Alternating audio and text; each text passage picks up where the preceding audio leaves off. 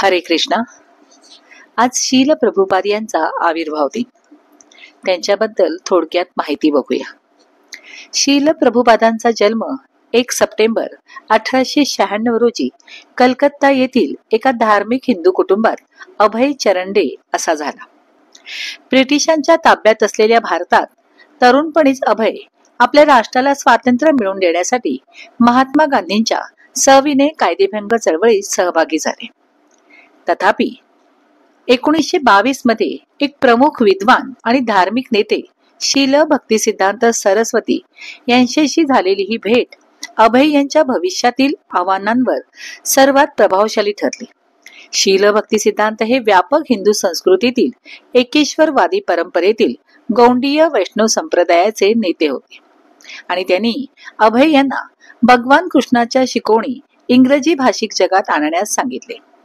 अभय 1933 मध्ये शील भक्तिसिद्धांत यांचे शिष्य बनले आणि त्यांनी त्यांच्या गुरूंच्या विनंतीचे पालन करण्याचा संकल्प केला. अभय, ज्यांना नंतर सन्माननीय SC भक्तिवेदांत स्वामी प्रभुपाद म्हणून ओळखले जाते, असे त्यांनी पुढील 32 वर्ष पश्चिमेकडील प्रवासाची तयारी करण्यात घालवली. 1965 मध्ये वयाच्या 59व्या वर्षी शील प्रभुपाद एका मालवाहू जहाजाने न्यूयॉर्क शहराला गेले. हा प्रवास खूप कठीण होता. फक्त $60 भारतीय रुपयांसह आणि पवित्र संस्कृत ग्रंथाच्या त्यांच्या अनुवादांसह अमेरिकेत पोहोचल्यानंतर शील प्रभुपादांनी कृष्ण भावनेचे कालातीत ज्ञान सामायिक करण्यास सुरुवात केली. त्यांच्या शांती आणि सद्भावनेचा संदेश अनेक तरुणांना ऐकू आला. त्यापैकी काही कृष्ण परंपरेचे गंभीर विद्यार्थी बनले. या विद्यार्थ्यांच्या मदतीने शील प्रभुपादांनी मंदिर म्हणून वापरण्यासाठी न्यूयॉर्कच्या लोअर ईस्ट साइडवर एक लहान दुकान भाड्याने घेतले. 11 जुलै 1966 रोजी त्यांनी न्यूयॉर्क राज्यात अधिकृतपणे त्यांच्या संघटनेची नोंदणी केली आणि औपचारिकपणे आंतरराष्ट्रीय कृष्ण भावनेसाठी सोसायटीची स्थापना केली. त्यानंतरच्या 11 वर्षात शील प्रभुपादांनी व्याख्यान दौऱ्यावर 14 वेळा जगभर प्रदक्षिणा घातल्या आणि 6 खंडामधील हजारो लोकांपर्यंत भगवान श्रीकृष्णाची शिकवण पोहोचवली. सर्व पार्श्वभूमी आणि क्षेत्रातील पुरुष आणि महिलांनी त्यांचा संदेश स्वीकारण्यासाठी पुढे आले आणि त्यांच्या मदतीने शील प्रभुपादांनी जगभरात इस्कॉन केंद्रे आणि प्रकल्प स्थापन केले.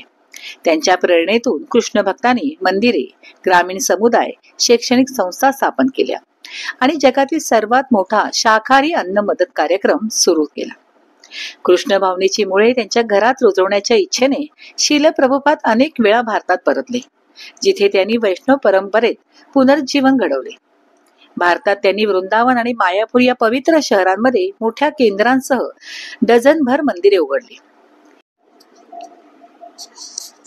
शील प्रभुपादांचे सर्वात महत्वाचे योगदान म्हणजे त्यांची पुस्तके. त्यांनी कृष्ण परंपरेवर 70हून अधिक खंड लिहिले आहेत, जे त्यांच्या अधिकार, खोली, परंपरेवरील निष्ठा आणि स्पष्टतेसाठी विद्वानांकडून खूप आदरणीय आहेत. त्यांच्या अनेक रचना असंख्य महाविद्यालयीन अभ्यासक्रमामध्ये पाठ्यपुस्तक म्हणून वापरल्या जातात. त्यांचे लेखन 76 भाषांमध्ये अनुवादित झाले आहे. त्यांच्या सर्वात प्रमुख कृतीमध्ये भगवद्गीता जशी आहे तशी, 30 खंडांचे श्रीमद भागवत आणि 17 खंडांचे श्री चैतन्य चरित्रामृत